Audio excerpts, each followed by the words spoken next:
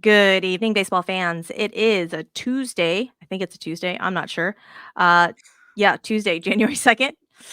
It, guys, I don't even have any alcohol in my system. Okay, it's that weird spot between like Christmas and New Year's, and I don't know when it is. I don't know when it is.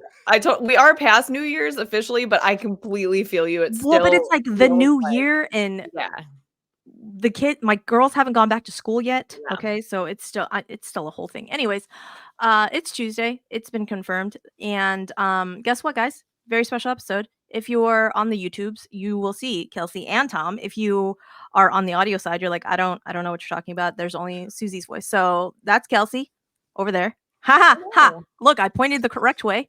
Yep, Kelsey, I'm and then here. there's Tom down there. Okay, and this is the entire crew of Bourbon and Baseball. Normally, you just get Kelsey on the All the Balls episodes, and normally you just get Tom on the Bourbon and Baseball Astros edition. And now we have combined forces for this very special New Year's episode, even though it's January 2nd, whatever.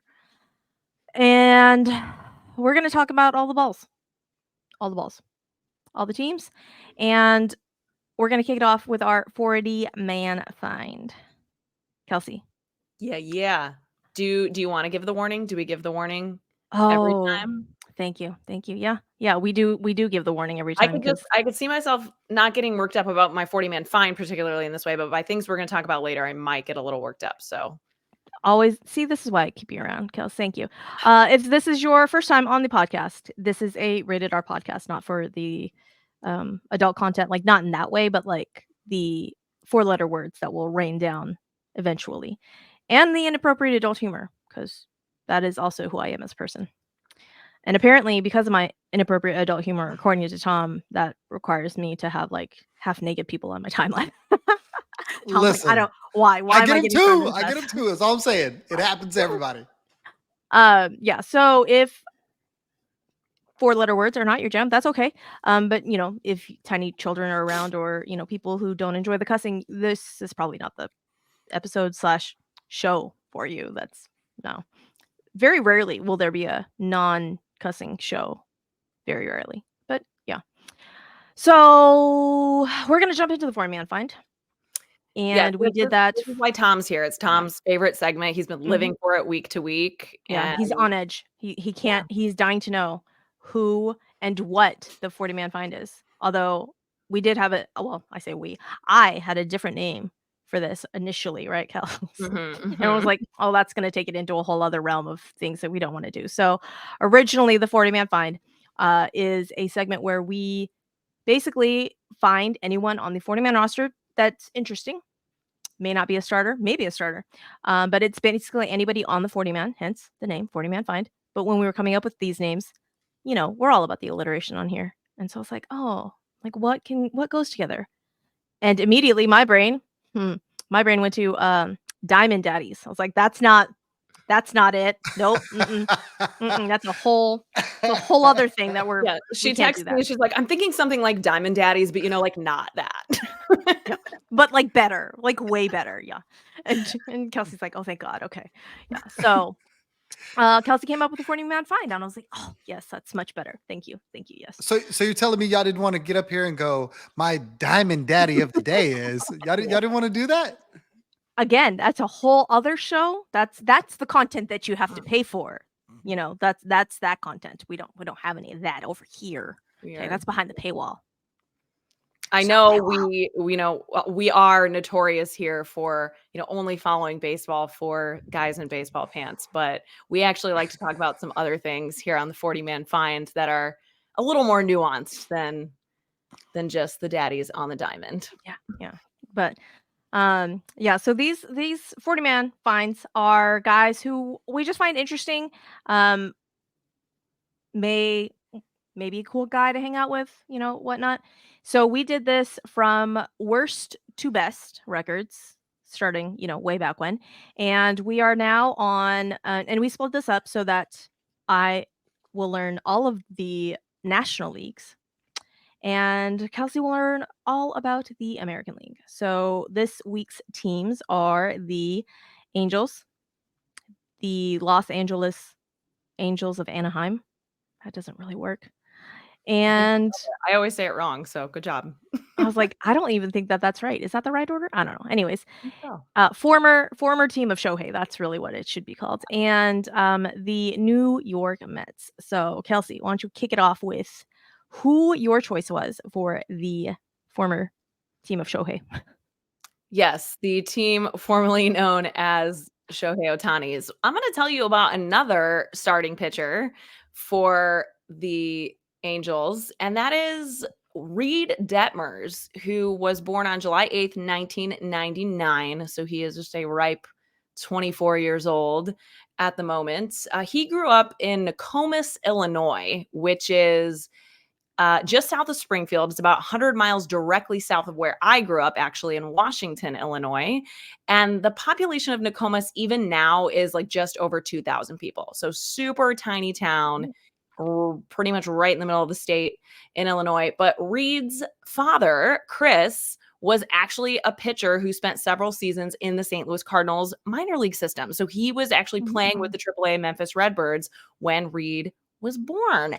And I had already picked this guy because I have watched a couple games that he has started and was just intrigued by him. And I didn't even know this. So I swear this wasn't even the reason that I picked him, but how fun. Sorry, go ahead. So Redbirds just flock to you then? Clearly. No matter what team they're on, they find you. Right. Yes. I mean, I thought it was cool. I saw that he grew up not terribly far from where I did in a small town in Illinois. So that was interesting. And then the next thing I see, he's a St. Louis Cardinals fan. He grew up a fan of the St. Louis Cardinals. And he has said in interviews that watching David Freese in the 2011 World Series was a formative moment of his fandom. And that just got me thinking about how he would have been, 12 years old then. And I was not 12 in 2011. But anyway, we both had a lot of fun watching the World Series. I watched that World Series as like let me just watch these old World Series. Oh, yeah. And was like, oh my God, is David Freese like a St. Louis like legend, but only in like St. Louis? Because Yes. I'm like, why do I not know this name? Like baby Adam Wainwright. I don't even know what's going on. And so I literally like I looked him up and then I was like asking people, I'm all, why don't I know the name David Freese? And they're all, yeah, no, he's just there. And I was like, oh, okay, got it. He would have been a good 40-man find. He actually kind of embodies what this is all about. Yeah. So Reed played college baseball at the University of Louisville for 3 seasons. He earned Atlantic Coast Conference and national accolades by his sophomore season. And by his junior year, he was considered one of the top prospects for the Major League Baseball draft. He was drafted very late on in 2017, but forewent that to go to college. But he was ultimately selected 10th overall by the Angels in the first round of the 2020 draft. And he signed with the team. He was foregoing his final year of college eligibility then, and after pitching only 14 games in the Angels farm system and playing in the 2021 All-Star Futures game, Detmers was promoted to the major leagues in August of 2021. Now, during spring training in 2022, Angels manager at the time, Joe Maddon, who I personally am a big fan of, he announced that Detmers had beat out Jaime Barria for the team's 6th starting rotation spot. So he just snuck in there and, made a name for himself and showed up really well in spring training, made the 2022 opening day roster with his rookie eligibility still intact for that season. Here is where you might know the name Reed Detmers, even if you're not an Angels fan, because on May 10th, 2022, Detmers threw a no-hitter, becoming the youngest pitcher in Angels history to do so. And then on July 31st of that same season, he threw an immaculate inning. And he joined Mike Fiers and Hall of Famer Sandy Koufax as the only pitchers to throw both a no-hitter and an immaculate inning in the same season. We don't say that name on this podcast, Kels. Oh, I'm sorry. We can't say Mike Fiers' name on this podcast. I have to go? Yeah, you're fired. Oh. I'm just kidding. But it's been an honor. No, we don't. Well, now I know. I won't make the same mistake again. Jesus, Kels. Anyway, he definitely was one of Bruno. 2 pitchers that nobody talks about. But he was the only rookie to do that, which, I mean, how freaking cool is that? So he finished his rookie 2022 season with a 7-6 record, 3.77 ERA, and 122 strikeouts over 129 innings across 25 starts. So obviously he gets a spot in the Angels starting rotation for 2023. He is fourth, for their fourth starter behind, Shohei, Patrick Sandoval, and then Tyler Anderson. In his first 10 starts of the year, it was a little rough. He went 0-5 and posted a 5.15 ERA. He did earn his first win of the season on June 8th against the Cubs. So things started to turn around a little bit halfway through. He was definitely a victim of low run support in a lot of these starts too. So it wasn't like he just had blowout start after blowout start. He just kind of found some tough luck in there as well in terms of his win-loss record. But on June 20th, Detmers threw 7 innings against the Dodgers, stepping up for that in-town rival there. And he gave up only 2 hits and no runs. Angels manager Phil Nevin said that it was the best he had ever seen Detmers pitch. And this is what I really love to hear. Dodgers pitcher Clayton Kershaw, who also threw 7 scoreless innings in the game, he actually said in a post-game interview that Detmers pitched better than he did. So that had to be a pretty cool moment for Reed Detmers to hear Clayton Kershaw give it up for him. Yeah. Especially after having, such a tough start to the season and kind of struggling a little bit with his command there in the first half of last season. So after that, he ends up throwing quality starts against the White Sox, the Diamondbacks in his next 2 starts. Then he posts an 0-4 record with a 10.30 ERA across 25 innings pitched in 6 games from July 8th to August 11th. So he kind of finds another rough patch, something's just off. His stuff is not on. But on August 16th, during a game against the division-leading Texas Rangers, and this was really a pivotal point, right? Because it was right before the trade deadline. And I don't want to say that Reed Detmers is the reason that the Angels did all of those weird things that they did right before the trade deadline in 2023, but he definitely gave them a glimpse of hope because he carried another no-hit bid into the 8th inning before he eventually gave up a hit to Marcus Semien with 1 out in the 8th inning.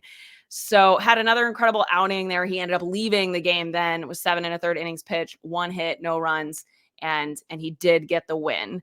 So that was a big kind of turning moment, big win for him, and where the Angels kind of said, all right, well, if we can get that kind of performance out of him another few times, maybe we got a shot here. And they tried to load up and run with it a little bit. But anyway, he ends up finishing the season with a 4-10 record, 4.48 ERA, and 168 strikeouts in 148 2/3 innings. And Mickey Moniak, right fielder, is quoted saying that I think he is one of the best young lefties in the game, in my opinion, when his stuff is on. And something that you'll see through any interviews or stuff that you look up about what his teammates or coaches have to say about him is, they speak very highly of him, his work ethic. And even though he is rather soft-spoken, as you'll find mentioned in many articles about him, he sets the tone and is an example for everyone around him, which we love. We love being a good teammate. Sometimes that's just as important, and it keeps you around when you're struggling to give you another chance. So Detmers relies primarily on the 4-seam fastball. He uses it nearly half the time, or he did in his first 2 major league seasons. He also has a slider, a curveball, and a changeup as secondary pitches. And it was very noticeable that he appeared to rely more heavily on the curveball as he found more success in the second half of the 2023 season. So I'm looking forward to watching him continue to figure it out with a team that it sure looks like he will have the opportunity to do so with in 2024. Yep.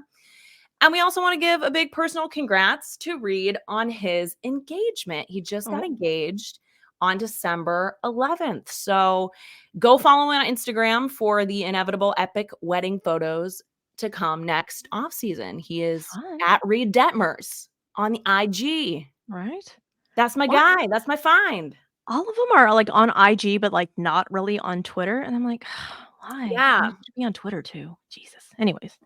It is interesting. Yeah, he actually tweeted, his last tweet was that May 10th, 2022, the day that he threw the no-hitter And before then, like the last time he had tweeted was like the day he got drafted or something in 2020. okay. So Yeah. I mean, to be fair, Twitter is a hellscape, so I kind of understand why, people aren't on there. absolutely. But Yeah. For my mental health as a player, I would stay as far as fucking yeah. away as possible.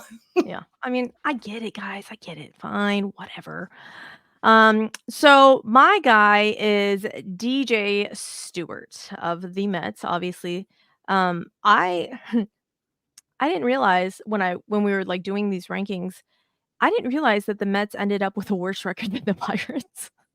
Oh yeah. I was like, actually like there "What was a the point in the fuck?" season where I was really, really excited because I thought maybe the Cardinals would end up with a better record than the Mets, and that was like all I had left to hope Yeah. for. That we don't That need to was talk your about. That one did not even last. happen.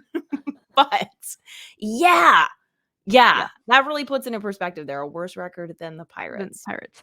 And Pirates fans are just like, "What the fuck, Suzy? What did we do? Catching strays." I'm so sorry, Pirates fans. We love you, Pirates. That was not like that was not a slight against y'all. Y'all are awesome. We love Kutch. But yeah, I wasn't expecting the Mets to be worse than y'all. So but yeah, so DJ Stewart of the Mets, he was born November 30th of 1993. That's quite a few years after I was born. But he's a big old motherfucker. Okay, he is 6 foot 230.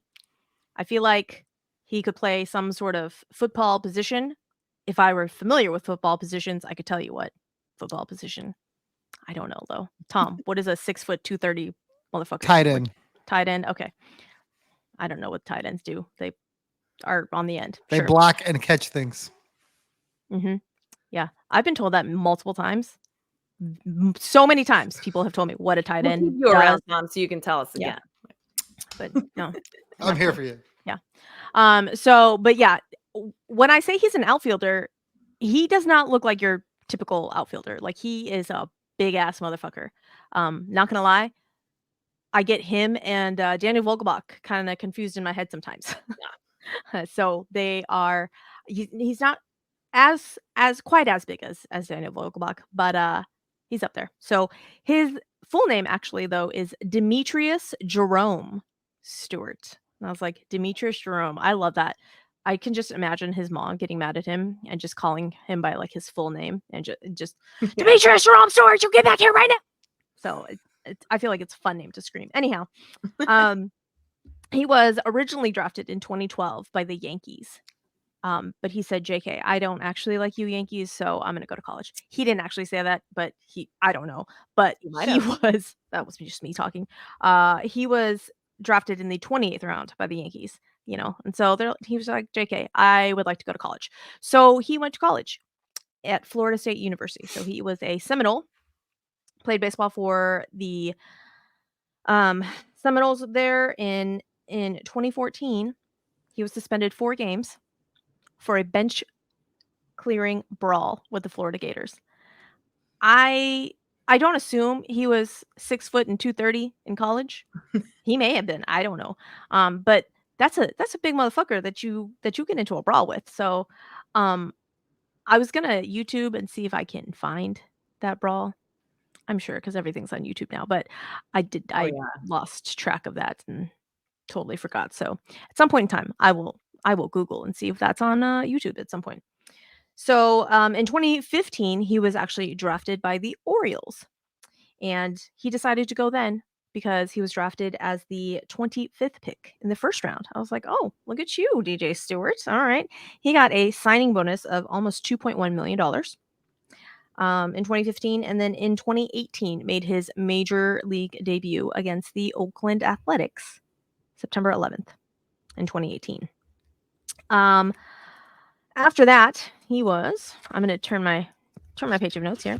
After that, I don't even know where the rest of my notes went. This is a very professional and well put together show, guys. This is the content that you guys wait for with bated breath every week. Anyhow, so in 2020 and 21, obviously played for the Orioles, and then got DFA'd by the Orioles in, where was that? In 2022, he was DFA'd, and then he signed a minor league contract with the Mets, and then was like, "Oh, just kidding." Showed up to spring break and was like, "Hey, I think I can be an outfielder." So he plays left field for the Mets, kind of, sometimes, maybe, as like the fourth outfielder. Most Met fans are like, please, for the love of God, get him off of our team. But he's got a fun story, guys. For like a week there in August, he was like a badass motherfucker and was like Babe Ruth. So actually, August 30th of 2023 was literally the game of his life. And it was against the Texas Rangers, where he hit 2 home runs, 4 RBIs, and made an amazing catch in the outfield. Now, everybody knows that I have the athletic ability of a slug, but I feel like 6 feet 230 like should not be able to make these like amazing jumps because that's like a lot of like mass to get off the ground. But he made an amazing catch. I'm like, look, yes, yeah, good for you, DJ Demetrius Jerome. So, yeah. Also, side note, fun fact, he was on the 2015 Team USA. Found that out by going to his Instagram. That's Has a pretty beautiful cool. little baby girl. Girl dad. Beautiful little girl. So that is Demetrius Jerome Stewart. He may or may not be the DH for the Mets next season. May or may not be the fourth outfielder. Like I said, most Mets fans are just like, please get the fuck off my team. They're not fans, DJ. They're not fans of Demetrius Jerome. They really want, you know, some better outfielders out there that could hit because he's not a great hitting guy. But so I don't know. Demetrius Jerome. Sometimes those guys who are just willing to put the work in end up being really valuable. I mean, I guess he wouldn't be considered a utility guy, a utility outfielder, I suppose. Maybe he could play first Maybe. base. I don't know. How is he in the outfield? Is he okay out there? Or did he just have that one good play against the Rangers? Yeah, no, I think he just had that one good play. Like he Well, really that's why is. you picked him. Once you said he had a great game against the Rangers. Yeah. Oh. Yeah. That makes sense. He let me pull up his baseball reference because that's as you noticed, I did not give you any of his stats because they're not great. Well, You he was know, a league average hitter last year, I think. He wasn't like yeah. terrible, but So I'm gonna do it on my phone because as you know, I have 3 screens and I can never find my mouse. So the mouse is hanging out somewhere on one of these screens. yeah, just leave it. So in 2023 for the Mets, he played in 58 games. He had 185 plate appearances. He had 39 hits with 9 doubles, 11 home runs, 26 RBI, and he ended his season with a 244 batting average. A slug of 506. That's not horrible. Oh, look at you. OPS plus of 128. All right, DJ Stewart. But yeah, no, not great. Still not great. Literally, people, all my Mets fans on Twitter are just like, DJ Stewart, please leave this team. Is he how long is his deal? Do we have any idea? Like he's going to be He around, signed, yeah, he signed another like 1-year deal with the Mets. I want to say for like $1 million. I don't Okay. remember. A little depth while they're reworking some stuff. Yeah. Could Some be worse. all of the stuff. Haha. Baseball Reference has him listed as 210. No way. I'm like DJ That Stewart, I guy's don't got no think. neck. There's no way he's 210. Yeah. Nick, I don't think you weigh 210, sir. I don't think so at all. He's also So. ARB 1 year, and it's $1.38 million for the season. That's And why we keep Tom around. He bats left and throws right. Oh, interesting. I think as you've been talking about him, he kind of reminds me of an outfielder for the Cardinals named Alec Burleson. I think Yeah. Alec Burleson is a little leaner than him. He's probably like 5 years younger than him too. But people talk about how like he just doesn't look that athletic and blah, blah, blah. But I mean, he works really hard and he has made some great athletic plays and he has a lot of versatility. He never strikes out. And I don't know, sometimes the value in those guys just depends on where the team is at and how they fit into the roster. Yeah. So I don't know. Yeah. Don't hate on DJ Stewart too hard, Mets fans. Yeah, I think the Mets fans are just in shambles over pretty much all of the things. That's So true. They've got to take it out on someone, and he's just an Yeah. easy target. I get it. So hot stove is still actually not that, it's still like lukewarm. We still have a ton of free agents left. But some, I say notable names names are here. Frankie Montas to the Reds, gets a pillow deal, 1 year, 14 million. Side note, Yankee fans, if you're listening to this, cover your ears because I'm about to be real mean. When the Yankees traded for Frankie Montas from the A's, and then he immediately went to the Yankees and started sucking, I was like, there is a God and he does love us. Because I was so sad when Frankie Montas went to the Yankees. But this is what you get, Yankees. You make people cut their hair. You make people shave their face. They're gonna fucking suck, okay? Just saying. It wasn't the shoulder. It wasn't the shoulder injuries that made him suck. It was the hair cutting and the face shaving. That was it. Okay? That was it.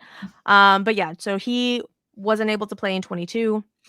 Wasn't able to play in 23. His shoulder surgery kept him out of most of 22. He only played 22 games. Played 1 game for the Yankees. That I I kind of felt bad for the Yankees, like No, you just a little didn't. bit. Don't lie. No, Just you like didn't. a smidge, just like literally this much. If you're on the YouTubes, you see how badly I felt for the Yankees. But there was like a twinge of like, oh, that kind of sucks because they literally signed like 43 pitchers and they all, I don't know what they're doing, but they all like went down hurt. Like they signed Scott Efros from like the Cubs and he immediately went down, and then like Frankie Montas went down, and then who else? There was someone else. Rodon. Well, Carlos. Rodon, yeah, but then like Nestor went down, but like Oh, Nestor yeah. wasn't part of the Severino was rotation. down. Yeah, Yeah. and like just I was like, what is there like a hex on pitchers? Like what's happening? But yeah, just all of the pitchers just not so good. So pillow deal for Frankie, going to the Reds adds a little bit of veteran leadership, I say, with Nick Martinez, because that rotation, if you guys aren't super familiar with the Reds, is pretty young. They signed Hunter Green to a long-term deal, but it's got a very, very young rotation of Hunter Green, Nick Lodolo, Graham Ashcraft, Brandon Williamson, and Connor Phillip. Those last two are their kind of like 4th and 5th starters that will probably get pushed to the bullpen. But if you are playing fantasy baseball and want some underground good pitching, I would pick up or look for Hunter Green, Nick Lodolo, or Graham Ashcraft. Okay, just FYI. They have What a I just- really... Sorry, go ahead. What I just heard there is that you're starting a fantasy baseball league on the show, and we need to add some names so they can play us. And those are some names that they should put on their team. That's what I heard. I don't know if what you said was that, but that's what I heard.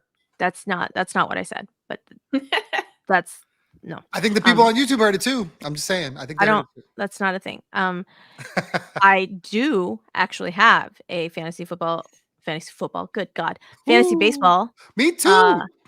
Fantasy baseball league that is all girls, and it is literally the wild west. There are literally no fucking rules. When I say there's no rules, I literally mean there are no fucking rules. So like you can just add and draw players willy-nilly as you go. Ooh. And it's fun as shit. Fun as shit, let me tell you what. So the Reds are making some moves. Yeah, they have a really good pitching coach, Derek Johnson, over there too, who I've listened to some interviews with recently. And yeah, I mean, as a rival Central Division fan, I have seen this coming. I thought that the Cardinals leadership might also see it coming, but we'll see. Because yeah, the Reds are coming. They're going to be in it as much as anyone. Yeah, in this upcoming season. Not so much without Joey Votto, though. Poor Joey Votto. I feel bad. Someone save Joey Votto. Yeah. If you guys don't know what I'm talking about, side note, you should follow Joey Votto on all of the social medias because his social media is fucking gold. Sent out a tweet kind of basically comparing free agency to the movie Gravity, and I'd never seen Gravity before, but I kind of, get the gist. Yeah. George Clooney needs to save him. That's, Tom, if you could pick any team for Joey Votto, like which team would you pick for him in this upcoming season? I mean, I want him to win, right? Like we want him to win. So selfishly, I would want him to be an Astro because I want the Astros to win. There's nowhere for Joey Votto on the Astros. It's not even a thing. It feels like if I had to put him on a team and somebody asked, I think you asked, absolutely you asked, who's winning the World Series? Oh, And yeah. I said the Atlanta Braves. He'd probably be a really good Atlanta Brave.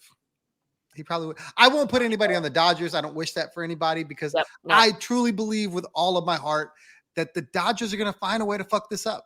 They just do. It does not matter how they do it. They get all the talent and they get all the way there. And Dave Roberts is standing there smug as hell and they screw it up. And I just see it happening all again. I completely agree. I also think they don't really care that much about that because they don't need to because they're going to make so much fucking money anyway. But yeah, I could not agree more.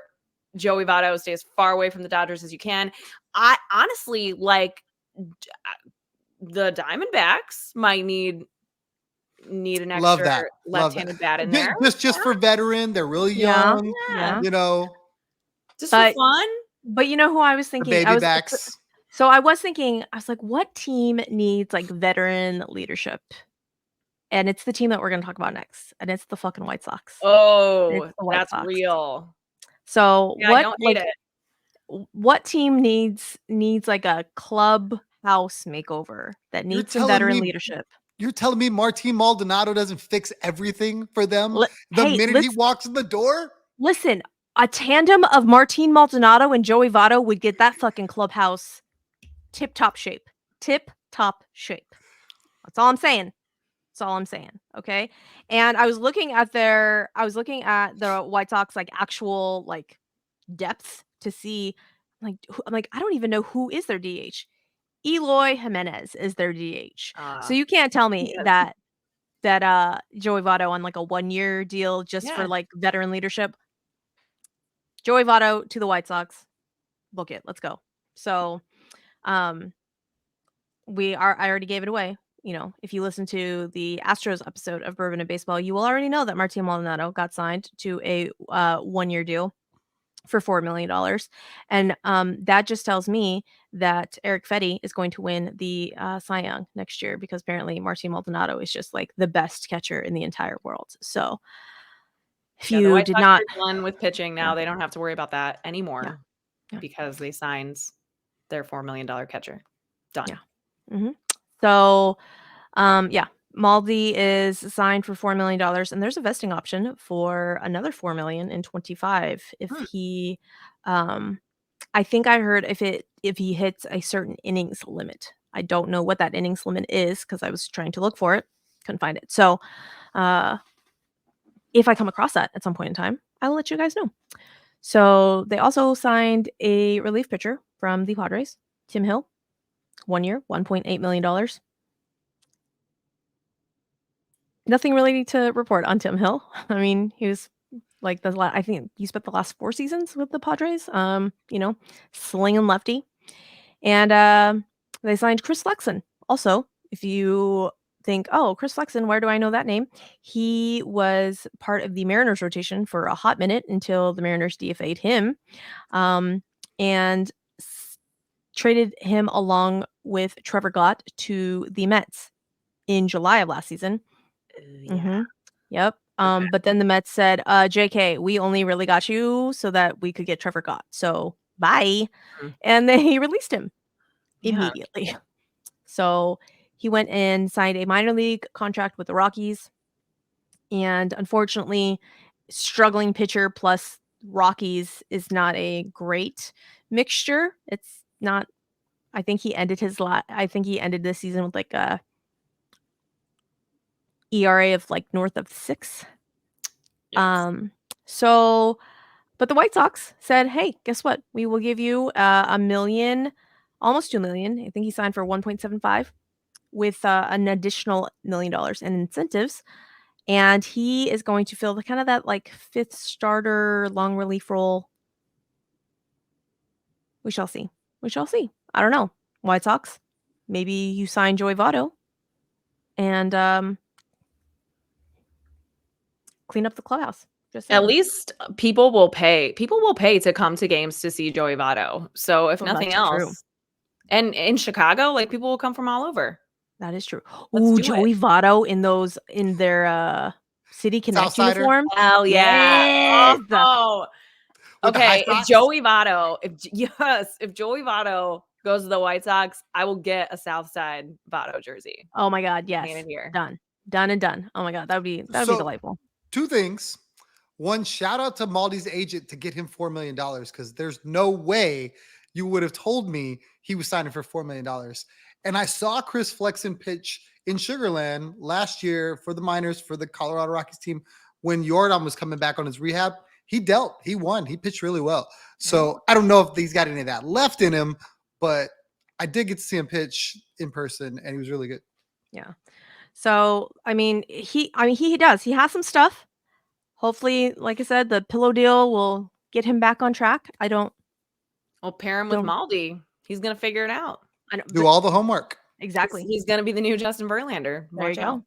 I mean, it's so I was looking at their rotation. If Dylan Cease does not get dealt, Dylan Cease will get dealt. Dylan Cease, Eric Fetty, Michael Kopech, Tuki Toussaint, and Michael Soroka. Those are the that's the rotation. I was like, it's not a horrible rotation, maybe, kind of. I don't know. Ladies, when do you think Chris, I almost said Chris Sale. Dylan Cease? Dylan Cease, thank you. When do you think he gets dealt? Soon. Before the season? I thought it would have happened already. I thought it would have happened already. So now I am almost leaning towards maybe it doesn't happen until closer to the trade deadline. Because I think that too. And that sucks for him because he's going to show up with no motivation. And he looked kind of like he did not want to pitch this past year. Mm-hmm. So now he's going to go into another season where they're probably not going to be able to support him offensively. Right. And he's going to be out there just chucking. And you're probably his body language is probably going to be pretty gross. So it's going to push his value down, I think. And it'll be interesting to see if the White Sox can truly get fair market value for a Cy Young type guy and Dylan Cease. Yeah, I think Dylan Cease needs just a change of scenery. And I think he's gonna, that mustache and his cat, I think will just be so much happier elsewhere. And that's not a euphemism. He actually has like a pet cat, like white and fluffy. Not a euphemism. You would know that. Yeah. Yeah. Yes. But yeah, so we'll see. We'll see what happens with Dylan Cease. I think he's gonna get, I mean, like I said earlier, there's a ton of free agents still left on the board. I mean, Blake Snell, Jordan Montgomery, Sean Manaea. Like, Sean Manaea is not the greatest, but like he could be. So there's still like a ton of people left. Yeah. Mostly Scott Boras clients. Oh, you know it. He's waiting for it. For as long as he can. Yeah. But that's one more reason I don't think Cease goes anywhere. Yes, because why would you trade assets you have when you can just go sign one of those guys? If you wanted a frontline starter, just go pay him. Exactly. Yeah, I think unfortunately it's taken those chips too long to fall for them to be able to figure out what they really want to do with that. But I do agree with you. I mean, it's obvious that they would get more for him now. I mean, maybe though, because there are so many options still left of who they can sign. But yeah, it seems like they were more motivated to do it a month or so ago, and I just wouldn't be surprised if it doesn't happen now. Yeah. I don't know. It'll be interesting to see where he goes and what actually happens with him. So, but moving on to the Mariners. Mariners signed Mitch Garver for 2 years, $24 million.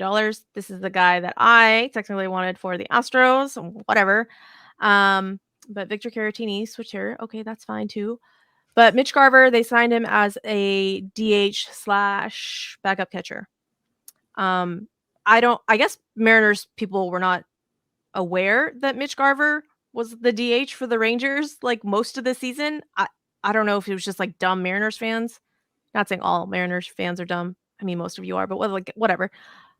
I wasn't. I was like, how do you guys not know this? I was confused. Because they're like, we already have Cal Raleigh. I'm all, yeah, but he's not your, like, he can't do all of the games, guys. What's going on? So, Mariners signed Mitch Garver, and I think they sneaky got a really good deal on a really good-ish DH versus the DHs that are currently out there. Their whole goal this season was to cut down on strikeouts, so they dealt Kelnick, they dealt I was gonna say Eduardo Rodriguez, not Eduardo Rodriguez, Eugenio Suarez. So they got Mitch Garver as opposed to Jorge Soler. Oh yeah, totally different price point.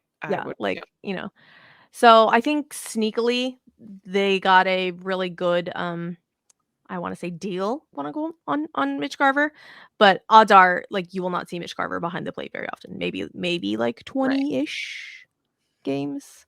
I forget that he is a catcher because he is a DH in my mind. Yeah. Play some first base too, right? I think like 2 games. I'm not gonna move my mouse, guys. So if anybody else wants to look that up on I'm on Baseball it. Reference, by all means. But yeah, he's but again, that bottom of the lineup Mariners, what are you doing down there? It's like Dominic Canzone and like who's the other one? Sam Huff? No. Who am I thinking of? Help me out here. I do not know. He played 1 game at first base last year. Okay. Yeah.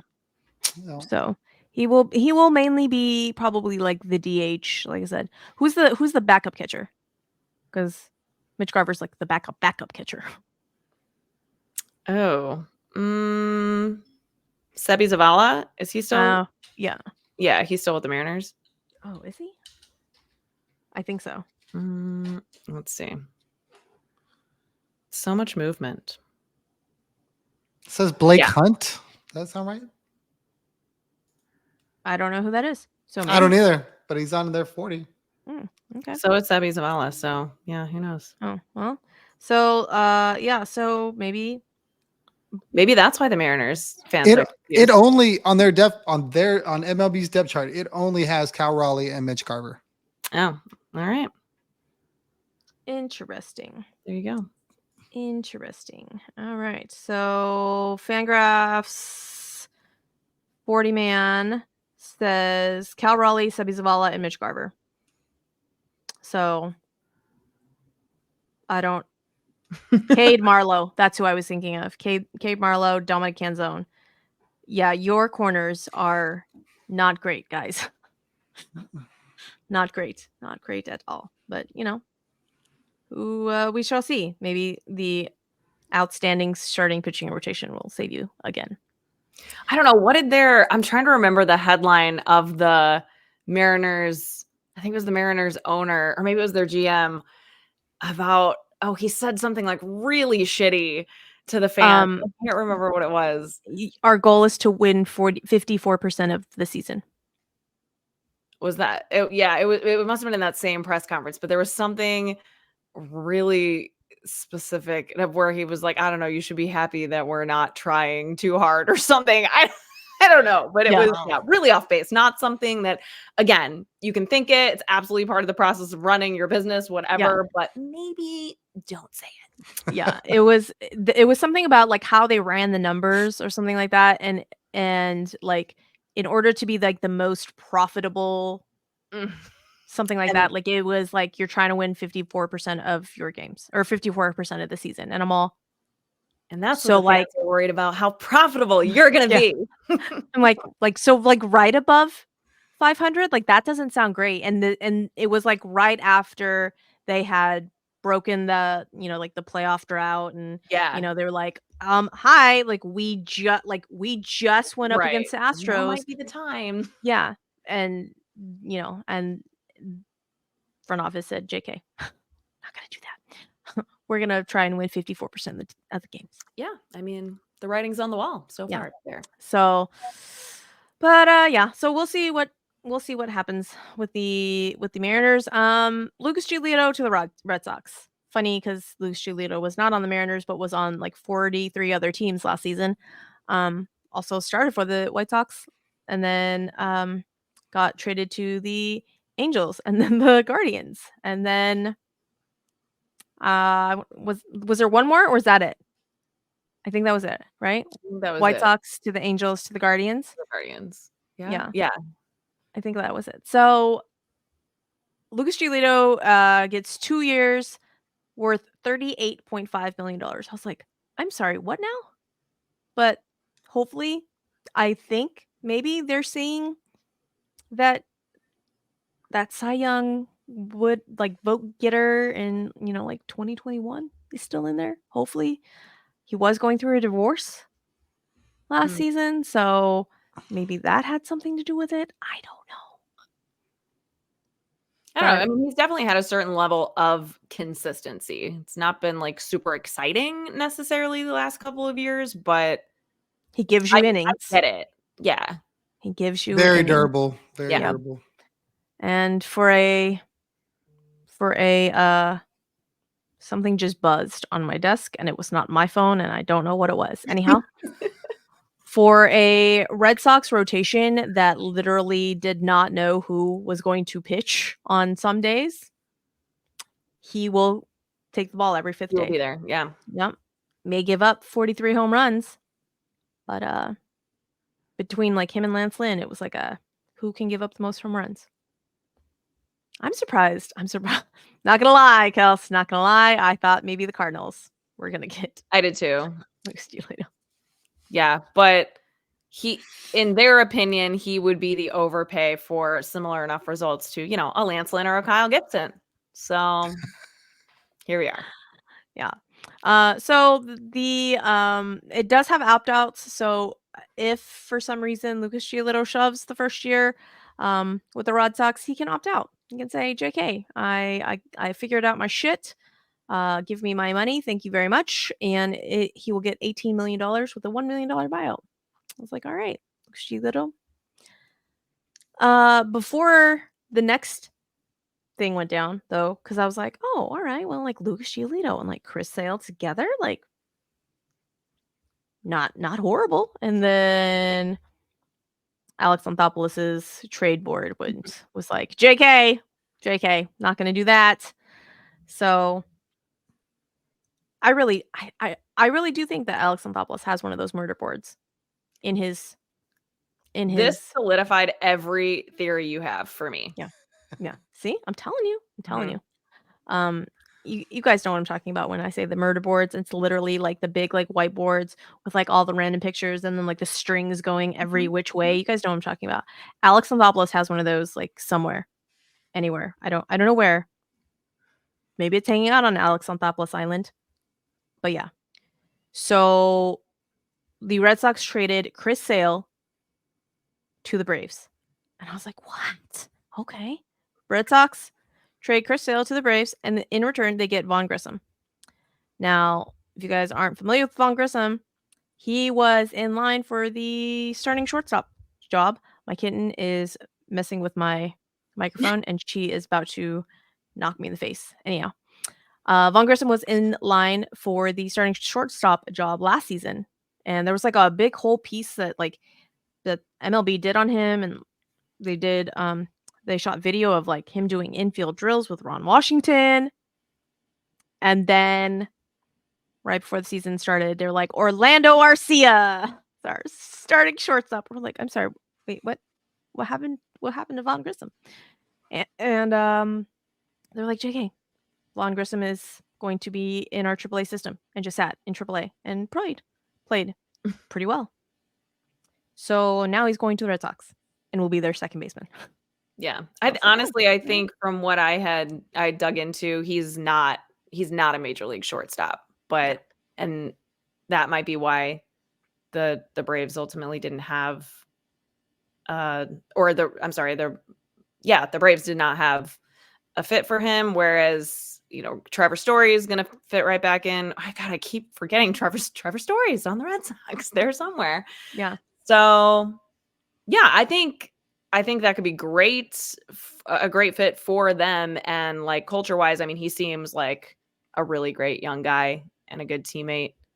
So could be some exciting young energy for them. I see the appeal of that. It seems kind of wild considering what Chris Sale could have been for them, but kind of the same way that we're talking about even like a Dylan Cease situation or whatever. Sometimes you just get to a point with, I mean, that deal that Chris Sale signed basically because of what, like, public pressure to give him that deal 4 years ago, was it? Or I guess 3 years ago for a 4-year deal. And I mean, it's been horrific in every sense of the word. I don't think anybody could even make a case in the slightest for it.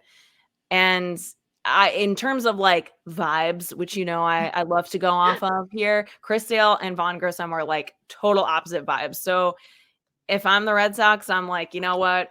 In with the fresh, new, good vibes. And Chris Sale, good luck to you. It's just time to part ways. Yeah. In our group chat, what was the group? What was the tweet that I has screenshotted and was like, Oh, this yeah. is pretty much what I think about. So this tweet that I screenshotted was from Breathe In Orange Fire, and I don't have the at, but a massive high risk, high reward move by the Braves. Sale could start game 1 of the playoffs for them, or he could spend the whole season on the IL. That basically sums it up, right? And so, yeah, I'm incredibly jealous. I see this move. Excuse me. I see the move that they did with Shohei in LA, and I'm just so jealous because these teams are just basically going, we're going to play with monopoly money now. We're not going to play with real money. We're going to manipulate the cap. You just talked about this amazingly bad contract that Chris Sale signed, and Alex Anthopoulos basically said, I'm not paying that right now. I'll pay that 30 years from now. I don't give a shit when I pay that. Yeah. I'm trying to squeeze the last little bit of baseball movie reference there out of him. And they just traded away a guy that they didn't need anymore because he was blocked forever. And like, we're gonna sell enough Braves jerseys to pay for that contract 10 years from now. I don't even care. And I'm jealous because my favorite baseball team doesn't play by those rules yet, and I want them to. No. They do not. In case you guys have not heard the breakdown of the whole payment of Chris Sale, basically the Red Sox are going to cover $17 million of Chris Sale's $27.5 million AAV, but apparently there was $10 million deferred in his contract extension. So essentially, the Braves are going to be paying Chris Sale $500,000 for the 2024 season. That's in the couch cushions. They don't even need that money. Like Right. that's absolutely nothing. It's a free player who, oh, by the way, could start game 1 for you if he's right. Yeah. Well, I mean, so he goes from the Red Sox, where he was essentially the veritable ace, like really the only quote unquote like ace pitcher there, to a Braves rotation where he slots in at like the 4, maybe, like the 5, definitely. Like I would, put him over. I just lost his name. Oh, Brian something. Brian? Why did I just lose? I'm like, I envision his face. Anyways, basically you would take him over the 5th starter right now. But it's one of those where maybe the pressure is off, and maybe he won't ride on bikes so that he won't fall off and fracture his wrists. I don't know. Bryce Elder, was that the guy you were thinking of? Yes, thank you. Bryce Elder. I don't know. I have such a bad taste in my mouth about Chris Sale because of, I sent you that video of him he just destroyed that minor league dugout. And like, it's not the only time he's done something like that. And that's clearly like just part of who he is. And it's just so disgustingly unattractive to me. I understand that.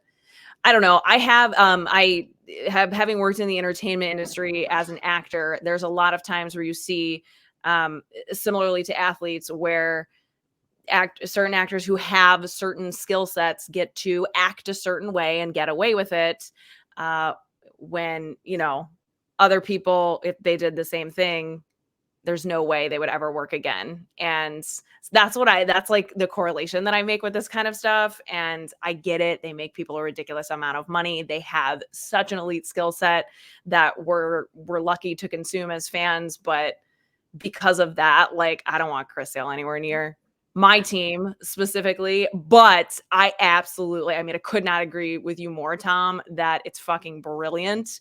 And the Braves are doing something that is just so much more admirable and cool, and something that we are standing back and being like, because I don't know about you, but I'm not jealous of Dodgers fans. I am jealous of Braves fans at this point.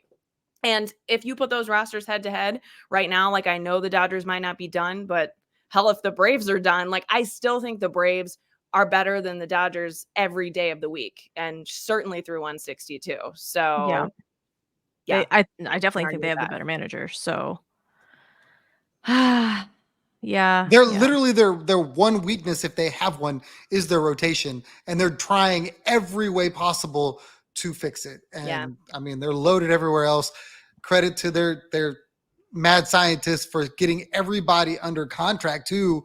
Like, you see all the names that are all locked up, and you're just like, how the fuck did they do that? We're over here in Houston trying to figure out how we're going to get a couple of guys together, and they've got 6 of them already locked down. I'm like, because we don't have Alex on Thapless Island, Tom. They have literally, like, they're all of their young players locked up because literally they have, I don't know, their fluffy pets locked up. There's some hostage situations there we don't know about. I don't need the whole island. Can I just get like a little, what's smaller than an island? I'm not good with that geographical stuff. I just need some small one, something. Yeah. I'm just saying, okay? Like, they're good. There's some little, whatever, smaller than an island down here. It's cool to watch the strategy behind it, and an organization that is obviously making money is always part of it. I'm not gonna fault any ownership for that to a certain extent. Like, we get it, but they are doing it in a way to, they are saying, like, we can be both competitive and focused on our revenue at the same time, but you got to do more than just shell out the most money. Yeah. And that's way more interesting and fun for us as fans. Well, and everyone's like, oh, but they have the worst farm system. I'm like, why the fuck do they need to worry about a farm system? They literally have everybody locked up for like the next 40 years. Not next 40 years, but at least the next like 8. So, like, they don't have to. And they do have a great like player development system as well. So it doesn't fucking matter. And the Freddie Freeman thing should have totally fucked them. That was their face of the franchise. He was in his prime. Him going to the Dodgers should have tanked them. They should have been in shambles.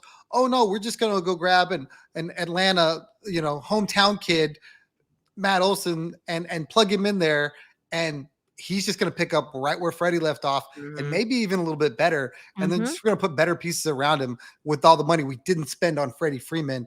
And it's just it's awesome. I mean, I don't have a National League team because I don't believe in having 2 teams. I only just the one. That's not a shot at you. It's not a stray, Suzy. I'm just saying. This is why you're on the Astros edition, Tom, and not on the All the Balls edition. Damn. Well, doesn't mean I don't follow them all. But if I did have another team right now, Atlanta for me, I love everything they're doing there. Well, I think that's what's cool about not, necessarily having an allegiance in the other league, is that it can ebb and flow. It can change. And right now, why shouldn't it be the Braves? Because it's the Diamondbacks, guys. Oh, definitely. Absolutely. I like them too. Diamondbacks. I like them too. I just can't love them. I can't. They get no part of the heart. They just can't have that. They have a little part of my heart. A little. I know. That's okay. Yeah. But yeah, so we'll see what the Braves do. I mean, odds are they're gonna win another 123 games and then get knocked out by the Brewers. I don't even know. The Brewers are waiting for the Dodgers. They're their nemesis. Oh, we'll see. We'll see. So, but the last team that got some moves, did some things that also were in the Shohei fucking sweepstakes, but then Shohei said, "Fuck you, I don't want to come to Canada." Canada signs IKF. My Twitter timeline was like split between Yankee fans rejoicing over IKF leaving, and then some Yankee fans were in shambles. And like they were like, "How the fuck do y'all not like IKF?" And I felt real bad for him because he was a solid util player for him. Literally anywhere that like they asked him to play, he did. He played second, he played short, he played third, he played in the outfield. I mean, maybe that was part of the problem that, you know. I think he pitched a time or two for them as well last season. Yeah, but I think IKF was their Maldi, and not as bad, not like horrible at his job. I don't think anybody can win. For the Yankees, it's World Series or bust every year, so everyone's got to be great. So if IKF is just good at a bunch of different spots and not great at one, well, half of them are like, "Well, I don't need this guy. Bring me a stud. I need a stud at every spot," because that's the older Yankee fan is so ingrained in that.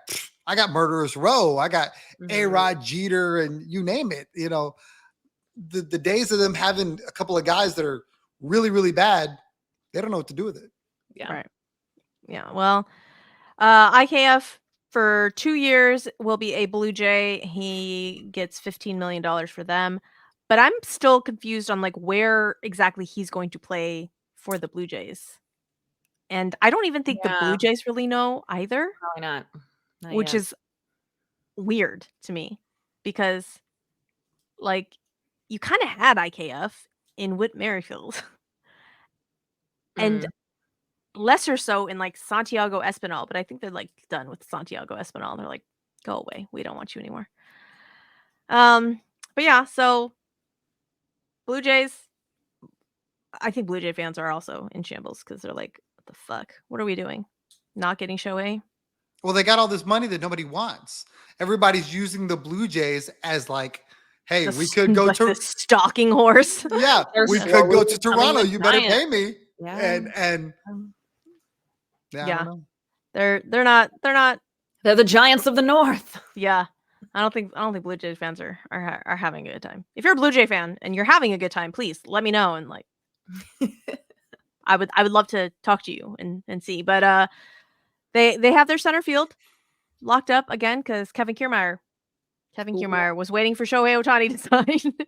Shohei Ohtani was going to set the market for Kevin Kiermaier. I don't know. But that beautiful man is going to be the center fielder for the Blue Jays again. So 1 year, $10.5 million. I will watch Kevin Kiermaier do anything. Anything. Yeah. That's why you watch baseball, right? That's literally that. That's it. You know, if that was the reason, I would only watch a whole hour-long show just for you to get to talk about Kevin Kiermaier and how he looks in his baseball pants. Could you imagine Suzy interviewing Kevin Kiermaier? Do you think she'd get 10 words out? Oh, she would. I never worry about Suzy being at a loss for words, but I would pay for that episode. Got to start the Patreon. Popcorn ready, baby. Let's go. I don't know. He is a beautiful man. That he literally has like all of my weaknesses, like the dark hair and the blue eyes, and he has the schmedium pants. Like it's a done deal. No, that apparently he's literally the only reason why I watch baseball. Yeah. If you guys don't follow me on Twitter, there was an incident today where I was in the lobby of a oil change place, and I was told that that was the only reason I watched baseball, for the baseball pants. I was very confused. I was like, is that like you're a woman? Yeah, I think so. Oh, I think so. Weird. Yeah. I was like, I wasn't quick with it. Like I should have been quicker with it and been like, I don't know. I thought that's why I watched football. Isn't that why you watch football? For the tight pants? I don't know. But I wasn't quick with it. And so I came up with like, I would watch Kevin Kiermaier all day, every day. Like, but I do like baseball, like in and of itself as like a game. And he just looked at me like I was speaking in another language. And he's like, who's Kevin Kiermaier? He plays so far away from Texas. How could you Yeah. possibly know who he And is? I was like, the center fielder for used to be like the Rays, but he's now the center fielder for the Blue Jays.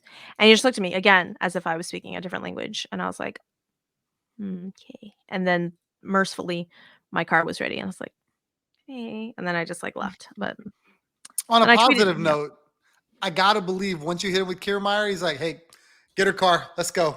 I don't know what she's talking about. We got to get her out of here. We got to get her on. Yeah, the intimidation factor was off the charts, and No. yeah, they Totally sped your service up 10 minutes. yeah, I was like, all right, sure. But then I tweeted about it, and then like someone like retweeted me or like and quoted it and was like, told me that I was too fat to be this picky, and I'm all, Suzy, I saw that and I'm sorry. Like, I was people like, are so fucking ridiculous. They will do anything to just get attention. It's like, disgusting, what? but you have to laugh. I'm like, at what point does my like first off, like I am not trying to like hit on anybody, and at no point in time was I like intimating that like they were hitting on me. Like that's not. No. I had no idea what my weight had to do. I was like, all right, cool. That's good. Good. I love that. Love that. Yeah. Wow. So I was telling my husband about how I feel like, I don't know if I have just seen it more recently, because obviously it happens all the time, that there's like this trolling happening specifically of women who follow sports, because as if your gender or anything about you should dictate what you're entitled to be a fan of or how you choose to be a fan. Because even if you are a fan because you like watching men in baseball pants, good for you. You can be a fucking fan however the hell you want. But anyway, I was telling him about it, and this is why we needed the warning. I told you I was going to get upset. And he made a good analogy, whereas like the people who make these comments and, you know, like to try to poke the bear are the same as like we call them little shit dogs. Like, you know how like the little yappy dogs, they make the most noise. They jump at my big dogs like they're going to attack them and kill them. But like they obviously don't stand a chance. And when they actually come face to face, they're the first to run away and hide.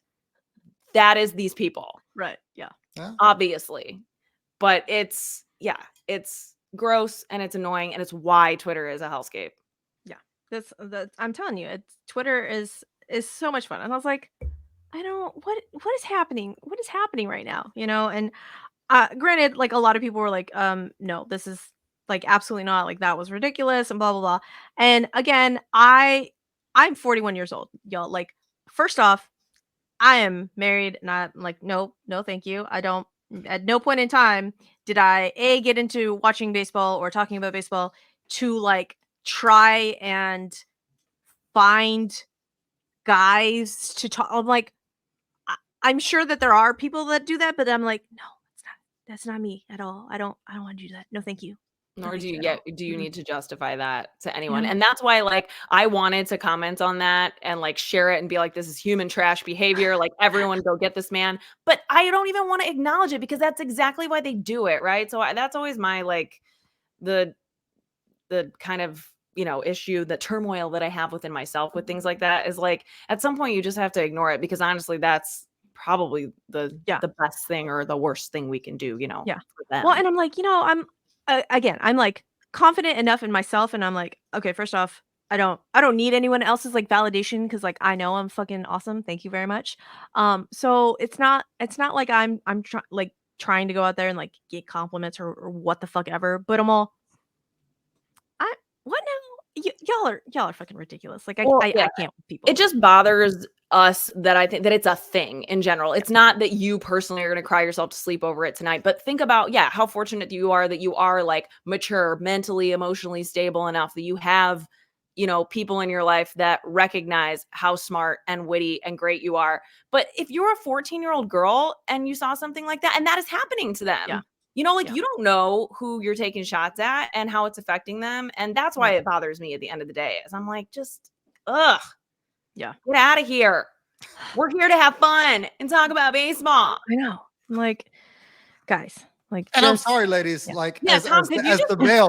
Yeah, look. What I'll tell you is there are stupid people everywhere. And Twitter, there's just a lot of them, and they have nothing to do and nowhere to be, and they are literally looking for the interaction because they don't get the interaction any other way. Yeah. So I'm gonna get this whole conversation with Suzy because I insult her, and that was his goal for the day. It's horrible. These people literally need something to do with themselves. Go be productive somewhere else, because that's not, one, like you said, the damage you could do is just unbelievable. And two, like, I've never seen, if his angle was to hopefully feel that, he was going to get some kind of respect out of it. I've never seen it. I've never seen any woman go, you know what, you're right. Like, oh my God. Well, Why didn't somebody tell me? Like, I can't believe I didn't know. Like, no, it's not how that's going to go. Like, bro, shut up. Shut the fuck up. Well, I mean, like, I could, again, my mental facilities apparently got crossed at some point in time, because I'm super fucking nice and very respectful to, like, strangers. And then if you are an actual, like, friend of mine, you get no respect. At no point in time do you get all the fucking sarcasm, and you get all of, like, the witty banter, and you just get insults hurled at you. And if you're, like, a good enough friend to me that I do that, like, consider yourself lucky, because there are very few people that I actually do that too. And so with strangers, I am 153% like very nice, very kind. Like, the pitch in my voice goes up. Okay. I'm not trying to be like a rude bitch to people. And then, so, someone was like, oh, so maybe he was trying to hit on you. I'm like, okay, first off, like, that's dumb. If you were trying to hit on someone and that was going to be your open line, like, maybe you need to think about that and be like, okay, so I see she's into baseball. And then you could just, I don't know, like, open the conversation up with, like, hey, you looks like you like baseball. What's your favorite team? Novel fucking idea. Use words. Okay? At some point in time, you could be like, baseball pants. Am I right? Like, that, you could have said that, and that would have elicited a laugh for me. I've been like, you're not wrong. You are not wrong. But to intimate that, like, I only watch baseball because of guys in baseball pants, like, that's just fucking rude. Like, don't do that. Don't do that. That's my rant. That was my rant for today. I'm glad we got that out. I feel a little better, at least. Yeah. I've been feisty all fucking day because of that. I was like, yeah, that's the thing, is as much as like, who you are and you're proud of that, and you have, you should be, and you have good people around you, like, it still just, like, irks you. So I don't blame you, but hopefully processing it here can get it out and you can let some of it go, because it's just not worth our time and our energy. And I hate that exists in this space that we also have, like, so many cool connections from. Yeah. And that we do have a lot of more good than bad, but those bad ones, like, stick out and just ruin it. Yeah. Yeah. So, again, that was my rant for the day of. Speaking of bad ones that just ruin it, we do have to talk about Wander Franco before we wrap up, don't we? He turned himself in. I mean, thank God. I Kind of, was in his not best really. interest now at this point. So, apparently let me make something clear. He was not arrested for the charges of which he has been accused of, which is having inappropriate relations with minors. Okay, that wasn't what he was arrested on, guys. He was arrested for basically no showing in court, and apparently he was changing lawyer teams, like, in this time. And so I guess that they're saying that's why he didn't show up. And I'm all, couldn't let someone know. Couldn't let someone know about that? Like, hey, I'm changing my legal representation. I will not show up in court because I don't have whoever I want to, represent me in court. So yeah, there's still got to be some form of communication there to keep yourself out of trouble. But good legal note there to point out that. But as far as Wander Franco in the fucking MLB, he's don't done. plan it. Don't plan it on anytime soon. No, never. It's a wrap. Never again. And I feel real bad for the Braves because Totally. they're like, the one fucking player we give money to. JK, we don't. I wonder. There's got to be some sort of like out in that contract, right? There's got to be. I'm sure if he's convicted of something, when, not if, I would Yeah. say, there's got to be some legal. Hey, if you're gonna go away for a while, I shouldn't have to pay you because you violated this contract by going away for a while instead of showing up for baseball. Yeah. Well, I will. I was gonna say that I was gonna try and figure it out and Google it. I'm gonna try to remember to do that, but odds are I'm going to forget until the next time we talk about this. So, yeah. Again, this is the super professional content that you pay for, guys. But also just like again, it's just another one of those things you don't like to spend a lot of mental time and space and energy on is thinking about these kinds of allegations. And I don't blame you for that. It's not a good look. It's not a good look. And the picture that got posted, like with his lawyers, I'm like, oh god, that was gross. Yeah, like, what's happening here? There, but why? First off, like, why are you? I don't even know how they got this picture. Was it on his Instagram? Was it on his story or something? Yeah, I don't know. Do you know where it came from? No idea. I don't remember. All I remember was seeing it from like Hector Gomez, and I'm all, yeah, that's not the look of a guy that is like remorseful about the shit that he's been charged with. I don't know. That's Wander. What the fuck are you doing? Sad, because he was a great baseball player. Yeah. But just because you're good at something does not excuse your fucking behavior. Exactly. And that's just like the example that needs to be set. So it will be. And I think regardless of if he is convicted of something, he's definitely not coming back anytime soon. Probably not at all. Either way. This is just the stuff that Major League Baseball, at least as a professional organization, is not going to touch. Yeah. So, but there's like I said, there's that. Let's end it not on a So anyway, Happy New Year. let's I'm gonna anything but that, please. This is totally off the cuff, guys. So like I said, there's still some big free agents like still left out there. So I'm gonna just like I'm gonna Google a list. I'm Googling a list right now of like remaining free agents. And I am going to just kind of rapid fire go through them.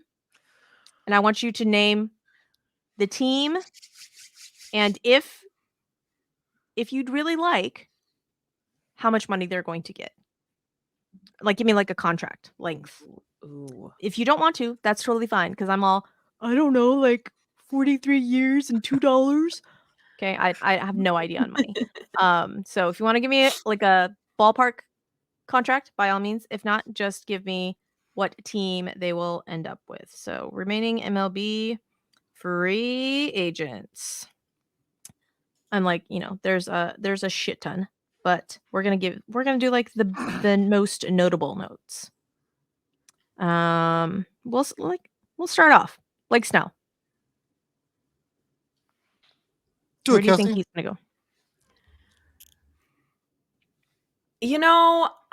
Blake Snell, I think I'm gonna say Giants for Blake Snell, and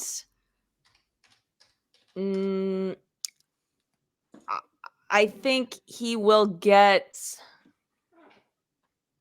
probably a similar AAV to Aaron Nola, but less years. That's kind of my prediction on money. So no exact numbers there, but Gotcha. Sorry.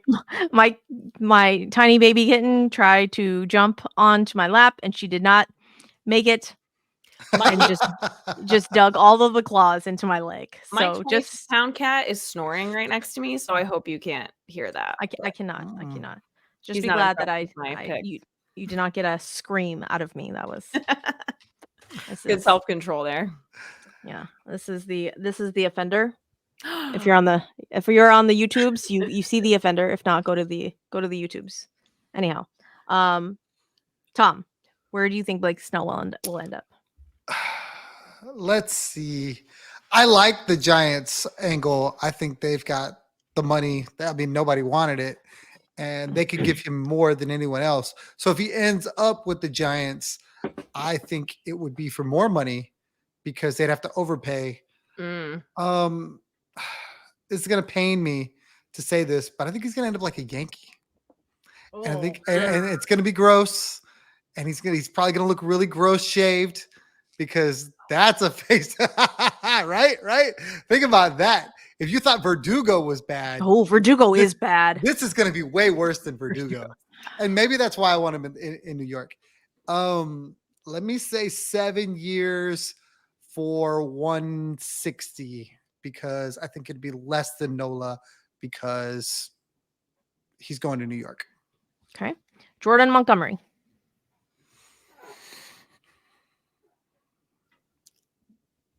I'd be of the teams I think he will go to, I'd be the least upset, I guess, to see him back with the Rangers.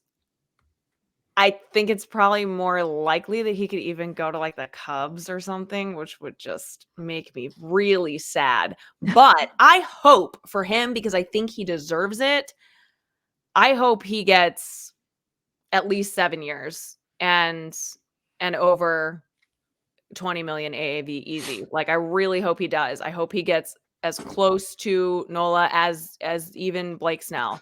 And I think Scott, he's not a Scott Boras client for nothing. So if anybody can get it for him, it's him. So I'd rather see him with the Rangers. Wouldn't be surprised if he ends up with the Cubs. I love the call of the Rangers. I think he ends up with the Rangers and he gets like just a shade less than Nola. I don't know where they're going to come up with the money because you feel like they've spent it all already. But in this monopoly money era, I'm sure they can defer something, Bobby Bonilla style. Who knows? Let's see him back in Texas. Not because I want it, but because they probably need him. Okay. Marcus Stroman.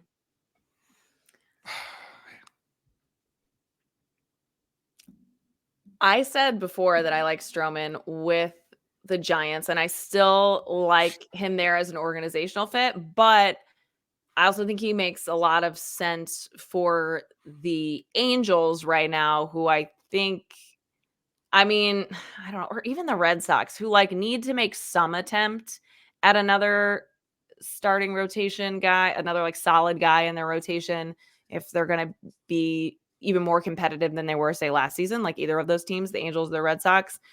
But they're not going to be in for a Snell, a Montgomery. I thought Montgomery to the Red Sox was like much more likely until all this Chris Sale stuff went down. So the Angels have a very left-handed they do. rotation, like super heavy. So maybe Angels, Mark Stroman to the Angels, that would be good. Yeah, I could see him and Ron Washington vibing and add a little bit of leader on that team. Is there anything that says he doesn't go back to the Cubs? He made it known that he was like looking for an extension with them mid last season, and I don't know. I just feel like there wasn't amicable interest there, and I don't know. Like I think he fit with the Cubs where they were at last season, but he has a really big personality, which I don't hate, but it has to be with the right group of players in the right organization. And I feel like with where the Cubs are now, I see them focusing on bringing back Bellinger. I think that would be the smart thing for them to do. And maybe somebody, honestly, I feel bad saying like next level of Marcus Stroman, but I think they would be better off to invest in someone else if they can, like a Jordan Montgomery. And they will probably go for that and maybe miss out on Stroman, even if they can't land somebody like a Jordan Montgomery. But there's nothing that says for sure. I just know the talks previously had not gone well. And I'm not sure because of that he would particularly be wanting to return either, unless they make it really attractive for him. So we'll see. I always assumed that they would lose out on Bellinger and Stroman would be the fallback. Like, okay, I have all this money. I don't have anywhere to put it. I can give it to this guy. He's already here. He's been in the clubhouse. He can be a leader, that sort of thing. Because I felt like since the season ended that Bellinger was gone, somebody was going to pay him, and it wasn't going to be the Cubs. I just don't know who. I think they should pay him. Honestly, they might as well, but he is going to get well overpaid. So we shall see. So Staying in the vein of pitchers, we'll do pitchers and then position players. Staying in the vein of pitchers, we'll get the big one off the board. Josh Hader. It is rumored that Josh Hader wants a bigger contract than Edwin Diaz. Mm-hmm. And I will be really honest that I mean, someone's gonna give him that. I don't know if he's worth that though. Like, I would be real mad if the Astros gave him that massive contract, like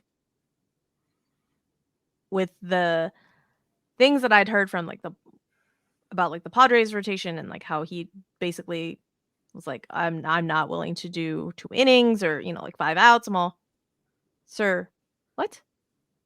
That's like, they literally pay you to do the things. Like, what's happening? But apparently, I don't know. I heard both sides saying that like that's not what he signed up for. But then if he does this like long-term contract and they're saying, you're gonna pitch whenever the fuck we tell you to pitch. We tell you to pitch, 2 innings. You're gonna pitch 2 innings. He'd be okay with it. But he's not the Josh Hader of old. And I'll be really honest, like he makes me very, very nervous. Like Josh Hader was not lockdown closer. No, he's not a 4 or 5 out guy. That's why he doesn't want to do it. Yeah. He shouldn't do it. Yeah. He knows So- himself well enough to know if I go sit down and get back up, I'm not going to be as good at all. Yeah. So what team do you think is going to overpay for Josh Hader? I hope the Dodgers do. They can have him. I'm right there with you. Nothing would please me more than watching him implode in Dodger blue. Oh, that would be good. That'd be real good. I'd like that. Yeah, I give a dollar amount, but they're going to defer 90% of it. Right. So doesn't really matter. 11 billion. Go ahead. Doesn't really count. 11. Yeah, that's true. That is true. So the other back of the bullpen guys, Hector Neris, Aroldis Chapman. Those are really the only ones I. Did the Astros need a closer? No. No. We've got Ryan Presley and Brian Abreu, and then sometimes we have Rafael Montero. Like he was really good for us if we didn't fuck up and give Rafael Montero 3-year contracts for $11 billion. We would probably try and re-sign Hector Neris, but Hector Neris is gonna be like, I was way better than that fucking guy, so I need more money. And Jim Crane is gonna say, no, thank you. And that hurts my heart because I loved Hector Neris. But no, Ryan Presley his RPMs and his curveball are just fucking sick. So, no. Where is Hector Neris going? I got no idea. I can't think off the top of my head of like who needs to pad the back of their bullpen at this point. And I could see both of them, especially Chapman, those being guys who don't sign until much later on. Later. Yeah. Who's the Orioles closer now? Didn't the Orioles just sign somebody? Craig Kimbrell, right? Mm-hmm. Yeah. I mean, he could be a setup guy too, I guess. But I hate that for them. I fucking hate that for him. Yeah. Yeah, but their closer went down with Tommy John, right? Yeah. But like, if Felix Bautista came in the game, you knew it was fucking over. If the Orioles were up and Felix Bautista came in the game, it was fucking done. You knew it. Except that one time Tuck got him. Got him. Fucking walk-off grand slam was just fucking beautiful. Anyways, but if the Orioles are up and Craig Kimbrell is coming into the game to close it, no one is saying, "Oh, we got this," right? Like that's not just me. There have been times in his career where he was that guy. Yeah. But not lately. Crank that sweet child of mine at Camden Yards, and you never know what you could get. Who's the Phillies closer now? I mean, Alvarado? He wasn't really close for the Phillies. And that's the thing. Who's to say that the Orioles are actually going to use him exclusively as a closer or at all as a closer? Neris was a Philly before he was an Astro. So that's right. That could be a reunion. I don't think the Orioles are done. There's nothing saying that either one of those guys couldn't end up in Baltimore because they've got tons of money to spend too. Mm-hmm. Yeah, but they won't spend it. True, but if they want to win, they should. Yeah, but that's what we were saying last season when I was like, any starting rotation? Are you going to pick up any starters? And then they, signed Kyle Bradish and they're like, done. Well, okay.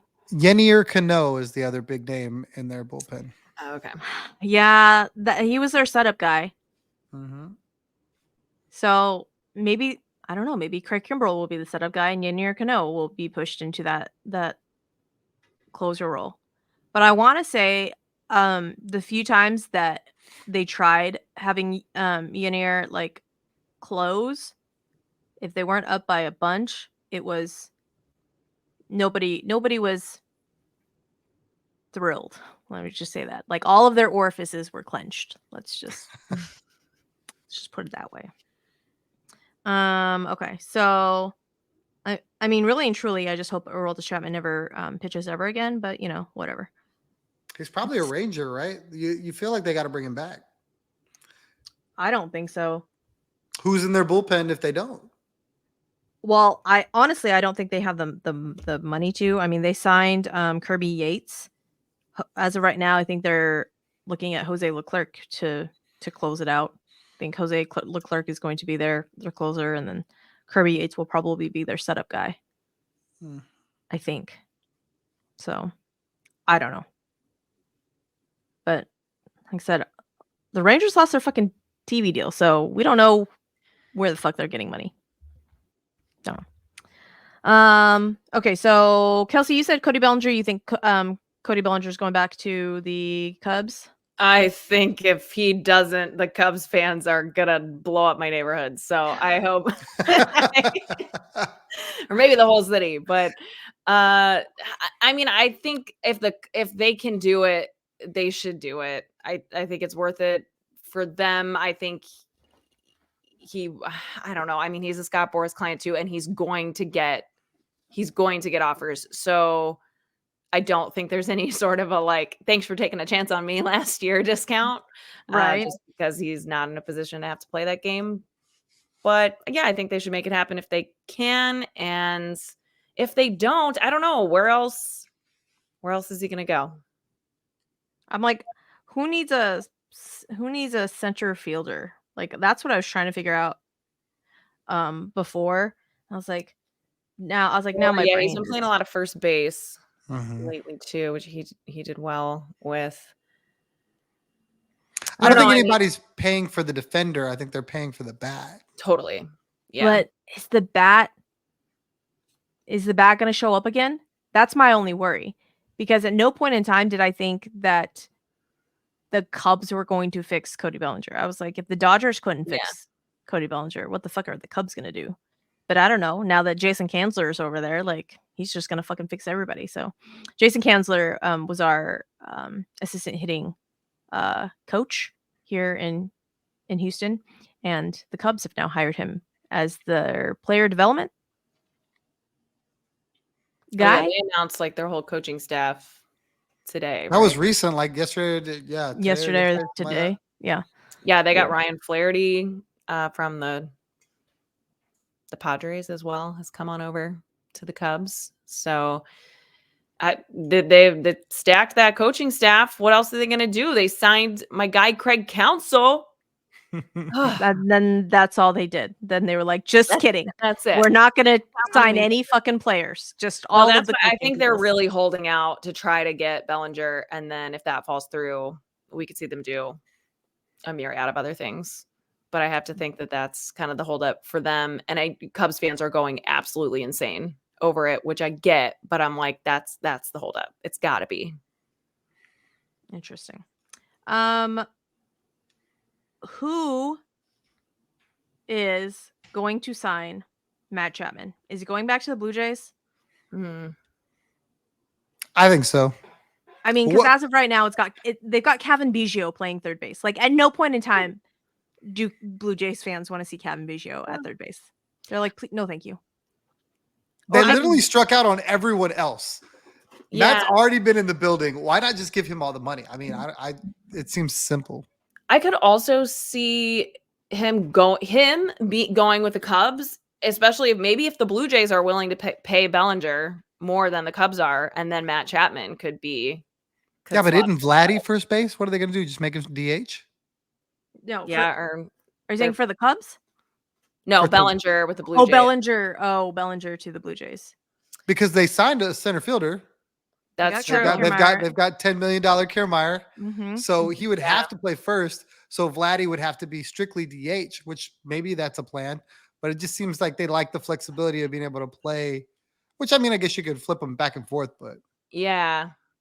Well, you're I right. mean, as of right now, Danny Jansen is your DH. They got George and Wright, Bo Bichette at short.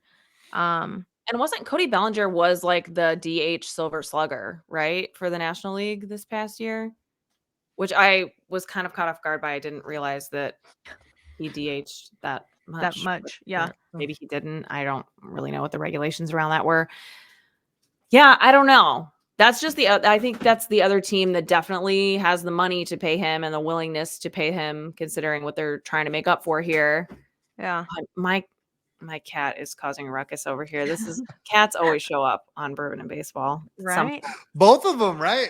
Yeah. Y'all both have to duke it out. Yeah. Animal free here. We're good. Anyway.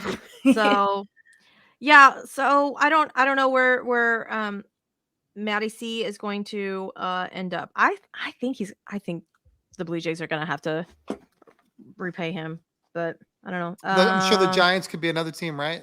I mean, they've got money. Either one of those guys could end up. I mean, really, Yeah. anybody for the Giants at this point. Giants are like anybody want to come play for us? Cool. No. Okay. All right. Like So Brink's truck, we're pulling it up. Y'all want the keys or not? we have a variety of power bats. First base, Rhys Hoskins. That may be. Oh, I forget about him. Coming back from his knee injury. So we have Rhys Hoskins, we have JD Martinez, Jorge Soler, Teoscar Hernandez, and Adam Duvall. So big home run numbers, but also kind of big strikeout numbers. So I saw something about the D-backs and JD Martinez possibly. yes, so many people want JD Martinez back, but I don't know if they're going to give him the money that he wants. How old is he? He's younger. He's younger than I think he is. 35. I want to say maybe. JD Martinez. 36. I was 36. Basically dead in baseball years. Yep. Over the fucking hill. Yeah. And he'll be 37 August 21st. Definitely fucking over the hill. I don't know. I think I just really like the idea of Jorge Soler on the Diamondbacks. And I mean, he's significantly younger. I just think he's like a better, and not that JD Martinez isn't a good cultural fit, but I think he would just be a better investment overall for them. So if you're going to have to pay somebody, pay him instead. The one caveat or the pushback I would say is like JD, you could probably get on a 1 year. Jorge, you're probably going to have to get him for 2 or 3, right? For sure. Yeah. Yes. Yeah. Justin Turner to the Blue Jays. What do you think about that? If Chapman goes somewhere, then yeah, absolutely. I think he can play third base, right? Yeah. Yeah. He plays third base, DH, obviously. But he's getting up there too. I think he's like 40. Old man, JT. Justin, go back to Boston. One of my friends, her mom is a huge Dodgers fan, and Justin Turner was her favorite player, and she's been brokenhearted since he left. And I believe she calls him the Red Dream. And that's what I think of when I think of Justin Turner. And I also think about how he talks shit about the Cardinals shortstop Mason Wynn. So I don't like him. That's all. That's true. I don't care where he goes. That's how I feel about JD Martinez. All right. Yeah. So okay. So that's how we're going to end the show, guys. That was way better. I feel a lot better. Thank you for that. That is a palate cleansing end of show. So Before we end, though, tell the people, Kelsey, where they can find you on They the can find interwebs. me. I did it at K-Bird Tweets right here. At K-Bird Tweets on Twitter, as long as you're going to be nice. And if you're not, don't bother. Go fuck yourself. Yeah, exactly. Thank you, Suzy, for putting those words in my mouth. I'll take them.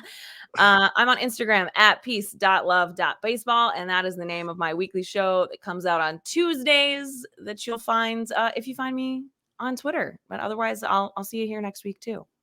Okay, Tom, where can the peoples find you? Let me see if I can do this. No, I don't have it.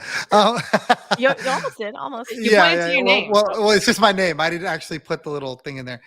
I am on Twitter, not X, because I don't know anyone that calls it X. That's for the new younger kids. It'll always be Twitter. I do not care. We argue with the wall. At Third Coast Tom. Also, the PSF app is where you can find me for baseball with Suzy during the season. And right now, football season's still in swing. The Texans are still playoff potentially bound. And I'll be over there in the chat room. It's a great space if you want to follow teams from the comfort of your own home. Don't want to you want the sports bar vibe without the sports bar. You want to be in your own kitchen, your own living room, whatever. PSF's the way to go. The chat rooms are every sport you basically could dream up: basketball, football, baseball. I think they do hockey as well. For your Redbirds, I'm sure there is a space in there as well.